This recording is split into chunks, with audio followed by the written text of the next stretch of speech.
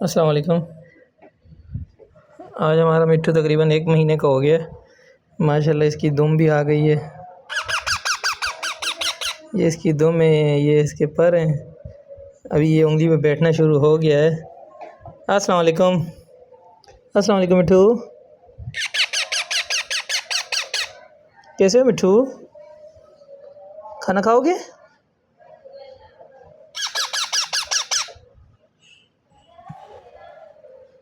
ये इसकी दुम है। ये इसके माशाल्लाह देखें, पर भी दिखाता हूँ। अस्सलाम वालेकुम मिट्ठू, मिट्ठू, मिट्ठू, मिट्ठू, मिट्ठू।